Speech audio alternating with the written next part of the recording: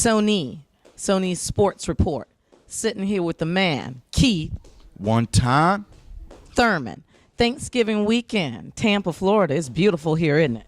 Oh, yes, it's beautiful. The weather's great. We've had a great weekend. Yeah, and also, special weekend for Keith one time. He's one more year senior, 25 years old. How's it feel, Keith? Just feels like another day, you know, a little older, a little wiser. Don't let the beard fool you guys. Baby face underneath. Lots of experience upstairs. So let's talk about it. December 14th, the Alamo Dome, San Antonio, Texas, as we say down south. Big card, Bruno Maidana. Nothing but action coming up. Thurman Jr., Soto Karass. Let's talk about it a little bit. Jesus Soto Karass, he had the Iden win, the Maidana loss, then came back on Berto with revenge. Berto went down 12th round after Soto Karass was down on the canvas in the 11th round. Soto Karass, to me, when I watch him as a fighter, you know, he's one that digs it out of the heart at the right time. Isn't always like a boxer, but willing to go to, if he has to box, if he has to punch. But you truly say, I am a boxer and I am a puncher. I can put it together in a combo platter for you anytime you want. I can go inside when I want. I can go outside. You don't know what my game plan is going to be when I come into the fight. Having watched Soto Karass in those last three fights that we just mentioned, what's your game plan going in? To be the faster, smarter, and, you know, the hard hitter in the fight. Soto, like you said, he pulls out a lot of heart, you know, and he makes sure that you did your training camp because, you know, some people thought that Ideen or whatnot was gonna be able to pull out the victory, but it just shows you how Soto is one of those guys that you don't want to go in underestimating, you know. So we're in here, you got us at the gym, you see, you know, we about to put in the work and put in the rounds real quick. And, you know, we're just getting ready for the 14th, man. You know, boxing my whole life since I was 7 years old. Boxing is my passion. It's my dream. This is where I want to be. And I'm looking forward to closing out this year, December 14th, with Soto Karass in San Antonio, Texas. Hey, Keith, one thing I've noticed about you in our former interviews, you don't boast a lot about, I'm going to come in and I'm going to pow, pow, pow, you know, the power punch it down thing. A lot of times you'll say, you know, I don't know. I'm going to go in, I'm going to plot my, you know, I've heard this from you, I'm going to go in, I'm going to see what happens. You know, same thing from Dan. I know how you guys operate. This fight in particular, I've been listening to you, although I am media. I listen to other things that you say in the media, and I've been hearing you talk about bringing the rain, bringing the thunder. Why this fight? Now, the last fight, well, okay, let's go down your resume a little bit. We had Quintana, went down crushing body blow, 4th round. Okay, that was just almost a year ago. November 2012. Yeah, almost to the mark.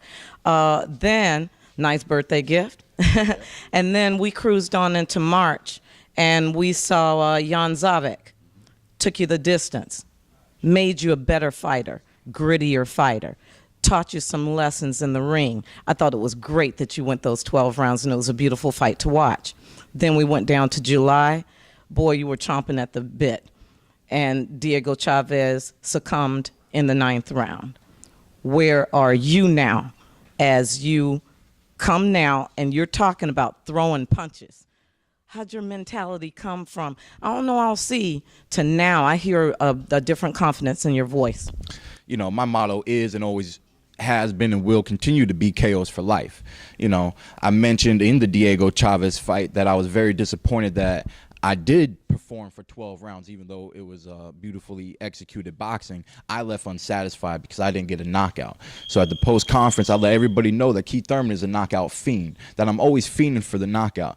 And if I don't get a knockout, then it's just a matter of time that I'm gonna need my fix. You know, so I like to have my fix right away, and December 14th is my next date. And that's exactly what I wanted to hear. And that's exactly why I called you out, so you could call me out so that I could hear that fire in that voice. That's what we're talking about here, folks. And that's why I come to the St. Pete Boxing Gym, so that we get the real deal. So specifically, anything changed in the preparation for the fight? Not really. My changes were just made back when I became a 12-round fighter. You know, you just have to train a certain way and prepare yourself for the full 12 rounds.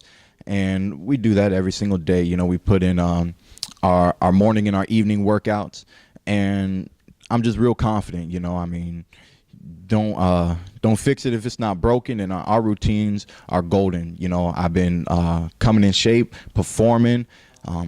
I feel like I've been in better shape than all my opponents to date. So, you know, I'm looking forward to this. And, you know, we got about 15 more days or so, and we're going to grind it out. We're going to go hard and, you know, give everyone a great performance December 14th. 21-0, 19 KOs. Soto Karass, 28, 8, 3, 18 KOs. You know he's looking to match you in that KO division, and you're looking to just keep on rolling down the road. What's going to be the what are you going to do to mitigate that heart that we talked about in Soto Karass once we get in there? Is it the knockout fiend mentality? Is it just that, you know, pure will? What's going to happen so that you make your mark as opposed to him making his mark? It's a big stage. It's a big fight night. Well, like you guys saw on the last fight, you know, I'll bang and I'll box. And I love going in there and testing their chin and testing their body right off bat, seeing if they can take what I deliver. And, you know, Soto's a real tough dude, but if I don't break him down with the power early on, I'm going to break him down with my boxing mentality, my skills, and I plan on frustrating him to the point to where the knockout will become easier in the later rounds. I'm definitely looking forward to another knockout, another KO victory. We're not looking forward to hearing that final bell ring. So, you know, don't blink. Come, enjoy the show. It's the last one of the year, and I'm just guarantee you a great one. Stepping stone for Mayweather in the thought process? You know, Mayweather is the golden ticket of the welterweight division.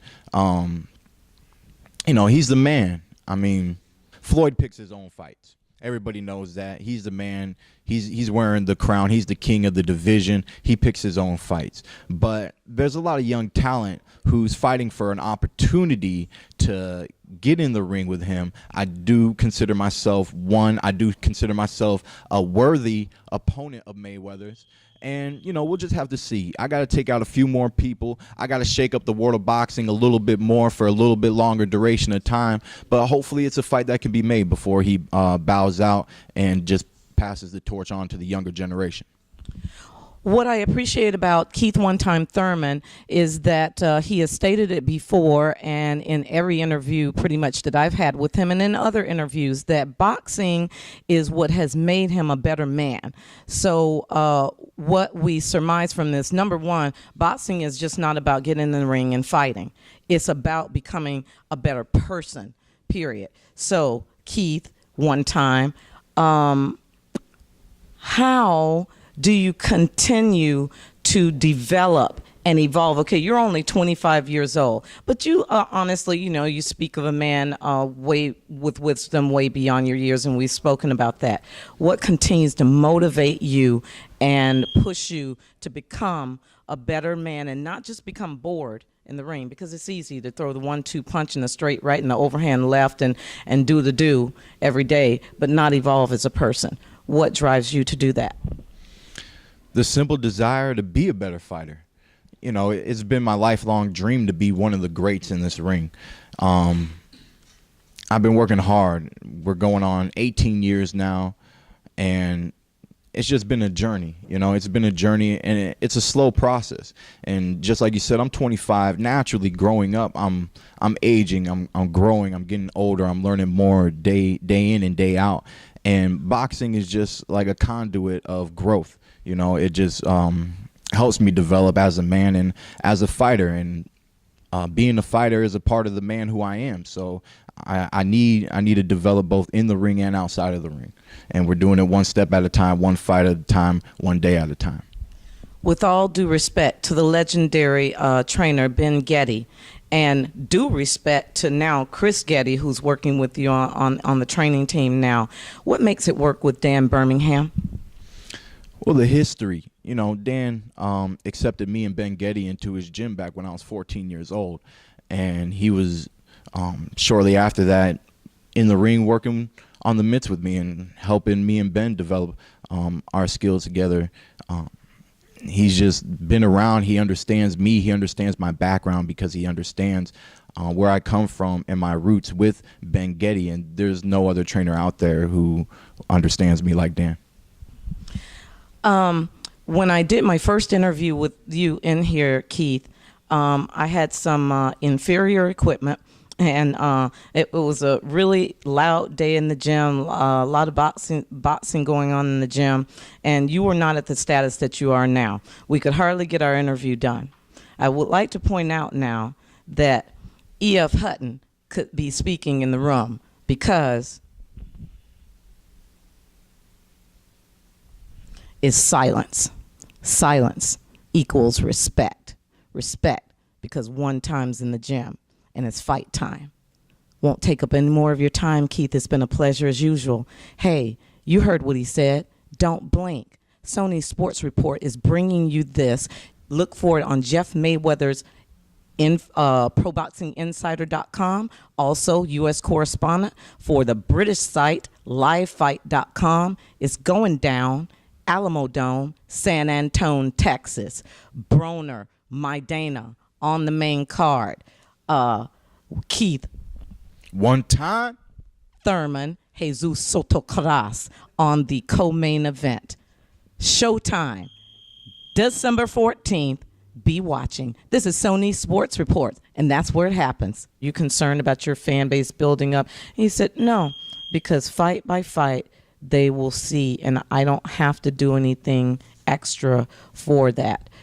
Right. Talk about that. No, you're exactly right. You know, it how he performs in the ring is going to, you know, bring fans because he's an exciting fighter. You know, everybody, you know, like he says, don't blink because it can end in a second. You know, that's just the type of fighter he is. He's always been brought up that way.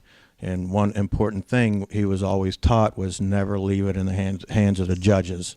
At all, for you know, at all costs, you know, always try and end the fight, you know, before it goes to 12 rounds, 8 rounds, 10 rounds, whatever it is, you know, because, you know, you look nowadays, a lot of people are getting, you know, bad decisions, you know, just like the Mayweather fight, his last fight, they had it, you know, one fight had it a draw. Come on now. Wow. You know, and he's the biggest in the game, Yeah. you know, so it can happen to anybody. So he speaks with his fists. Yeah, I got Dan Birmingham. He is the man, as I've told you before, with the plan.